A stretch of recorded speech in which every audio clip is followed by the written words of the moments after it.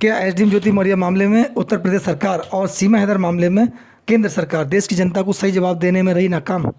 क्या भ्रष्टाचार एवं अवैध धन वसूली और पद की गरिमा गिराने के मामले में एसडीएम ज्योति मौर्य और मनीष दुबे के खिलाफ कड़ी कार्रवाई होनी चाहिए थी? क्या सचिन मीणा द्वारा पाकिस्तानी महिला सीमा हैदर को अवैध तरीके से भारत में एंट्री कराने के मामले में उनके खिलाफ कड़ी कार्रवाई होनी चाहिए थी? नमस्कार इंडियंस, मैं आपका दोस्त देवेंद्र पटेल अपना इंडिया में। आज के एपिसोड में हम आपसे उन 3 बिंदुओं पर बात करेंगे जिनका जवाब देश की जनता चाहती है और देश की जनता को जवाब मिलना भी चाहिए, क्योंकि ये मामला जो है देश की जनता सीधे सीधे जुड़ा हुआ है। एक मामला होता है देश की सुरक्षा का मामला, वो भी देश की जनता जुड़ा हुआ है, क्योंकि देश की सुरक्षा की जिम्मेदारी सुरक्षा एजेंसियों की है। वो वहाँ पर क्या हुआ इस पर भी हम आपसे चर्चा करेंगे। दूसरा मामला होता है भ्रष्टाचार का मामला, अवैध धन वसूली का मामला और पद की गरिमा गिराने का मामला। ये मामला भी देश की जनता जुड़ा हुआ है, इसका भी जवाब देश की जनता चाहती है। पहले हम बात करते हैं आपसे एसडीएम ज्योति मौर्य और मनीष दुबे की। दोस्तों, ये पूरा प्रकरण आपने सुना, सोशल मीडिया पे रहा, देश के मीडिया संस्थानों ने प्रमुखता से ये मुद्दा उठाया और देश की जनता ने समर्थन भी किया। देश की जनता इस मामले को देखना चाहती, क्योंकि ये मामला जन जन तक पहुँचा हुआ था, भ्रष्टाचार का मामला था। ऐसे में देश की जनता चाहती थी कि हमारा जो देश का कानून है, संविधान है, उसके अकॉर्डिंग दोषियों के खिलाफ क्या कार्रवाई हो सकती है जांच उपरांत। देश का हर जागरूक नागरिक इस मामले में नज़र लगाए बैठे हुआ था कि हमारी देश का कानून जो है वो इसमें किस प्रकार काम करेगा और दोषियों को किस प्रकार से सज़ा मिलेगी।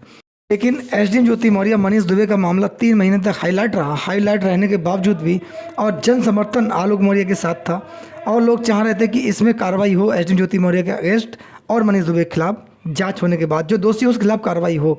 लेकिन ये मामला धीरे धीरे एक प्रकार से ठंडे बस्ते में जाता चला गया और देश की जनता को ना ही किसी वरिष्ठ अधिकारी के द्वारा स्पष्टीकरण दिया गया कि इसमें दोषी कौन, आलोक मौर्य दोषी, मनीष दुबे दोषी या ज्योति मौर्य दोषी, तीनों में से दोषी कौन।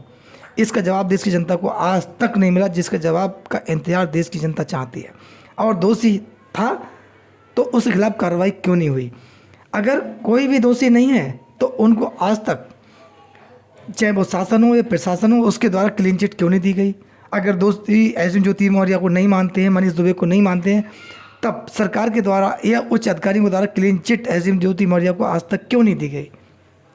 या आलोक मौर्य दोषी नहीं है तो उनको क्लीन चिट क्यों नहीं दी गई? यानी कि कोई भी आदमी इसमें दोषी है या तो उसके खिलाफ कार्रवाई हो, या दोषी नहीं है तब उसको क्लीन चिट दी जाए। लेकिन ऐसा नहीं हुआ। ये प्रकरण काफ़ी हाईलाइट रहा और हर आदमी इसमें कहीं ना कहीं बेबस और परेशान दिखाई दिया, क्योंकि इस मामले में जांच अधिकारी और उच्च अधिकारियों के द्वारा कोई सख्त कदम नहीं उठाया गया, यानी कि दोषियों को कहीं ना कहीं बचाने का काम किया गया और ना ही उत्तर प्रदेश सरकार के द्वारा किसी प्रकार का कोई हस्तक्षेप किया गया और इसमें आज तक निष्पक्षता सामने जनता की नहीं आई। इसीलिए इस पर सवाल उठना लाजमी है और देश का जागरूक नागरिक इस मामले में ज़रूर सवाल उठाता रहेगा। दूसरा प्रश्न ये है कि क्या आलोक मौर्य और उनके बच्चों को न्याय मिल गया क्या? क्योंकि आलोक मौर्य, ये भी प्रश्न लोग जानना चाहते हैं। अगर आलोक मौर्य ने शिकायत की थी, लीगल शिकायत थी, एसडीएम ज्योति मौर्य जो दोषी थी तो उनके खिलाफ कार्रवाई नहीं हुई, ऐसे में आलोक मौर्य को कहीं ना कहीं न्याय नहीं मिला। लोग इस प्रश्न का उत्तर चाहते हैं, आंसर चाहते हैं। मनीष दुबे के अगेंस्ट इतने सनसनीखेज आरोप लगाए थे, गंभीर प्रवृत्ति के आरोप थे, लेकिन आलोक मौर्य ने जो आरोप लगाए थे उसमें मनीष दुबे के खिलाफ कोई कार्रवाई नहीं हुई। इस प्रश्न का आंसर लोग चाहते हैं। ऐसे में क्या है, आलोक मौर्य के द्वारा शिकायत वापस ली गई, इसके पीछे रीज़न क्या है? क्या आलोक मौर्य ने कोई बहुत बड़ी डील कर ली और अपने आप को सेपरेट कर लिया? क्या आलोक मौर्य दबाव में थे? इसकी भी जांच होनी चाहिए थी। आज तक इन अधिकारियों के मोबाइल नंबर जब्त क्यों नहीं किए गए? मोबाइल जब्त क्यों नहीं किए गए? इनके खिलाफ शासन ने कोई कार्रवाई डायरेक्ट क्यों नहीं की? ये मामला है, आलोक मौर्य की सुरक्षा का भी मामला है। और अन्य लोग भी ऐसे हैं जो कहीं ना कहीं पीड़ित हैं, जिनको कहीं ना कहीं कानून से ये उम्मीद थी कि इसमें सही न्याय मिलेगा और दोषियों के खिलाफ कार्रवाई होगी, लेकिन किसी प्रकार का कोई एक्शन नहीं लिया गया। लोग दुखी हैं, पीड़ित हैं। अब नेक्स्ट बात करता हूँ मैं, जो भी काफ़ी चर्चा में रहा, जिस पर भी आज तक कोई स्पष्टीकरण सरकार का नहीं आया, मामला है सीमा हैदर और सचिन मीणा का। पाकिस्तानी मूल की महिला इंडिया में अवैध तरीके से पिछले 4 महीने से रह रही है। जो एंट्री की जिसने इंडिया के अंदर, और उस पर तमाम आईबी, रॉव, तमाम एजेंसियों ने जांच की, इंटेलिजेंस ने जांच की, 3 टीमों ने जांच की और काफ़ी समय जांच के नाम पर देश की जनता इंतजार करती रही। लेकिन आज तक देश की जनता के सामने इस मामले में कि सीमा हैदर दोषी है या नहीं, कोई जवाब, ना ही कोई जांच कमेटी टीम का और ना ही सरकारी तरफ से कोई आया। आज भी इंडिया में बयानबाजी सीमा हैदर कर रही है। सीमा हैदर इंडिया के अंदर हाईलाइट है, जबकि सचिन मीणा पर सीधे आरोप हैं कि फर्जी आधार कार्ड आईडी उन्होंने बनवाई, उसके जरिए इंडिया के अंदर नेपाल के रास्ते वो लेकर आए सीमा हैदर को। उसके खिलाफ कार्रवाई क्यों नहीं हुई? क्या सचिन मीणा ने फोर्जरी नहीं की? क्या सचिन मीणा ने देश के खिलाफ गद्दारी नहीं की?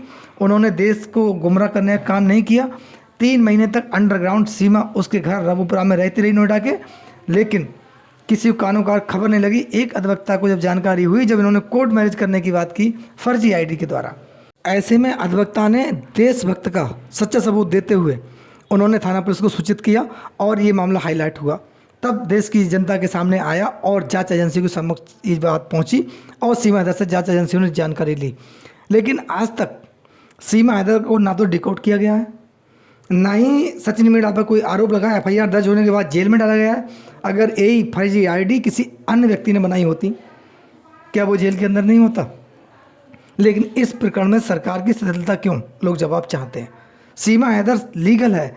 ऐसे ही इंडिया में आप एक धर्मशाला की तरह आते रहेंगे, आप उसको लीगल मानते हैं, तब उसको नागरिकता दीजिए देश की और रहने दीजिए। उसे यहाँ से पॉपुलरिटी करने का ये पूरा मैटर बनाने की क्या ज़रूरत है हिंदुस्तान के अंदर? आप सीधे सीधे उसे भारत का नागरिक बनाते हैं।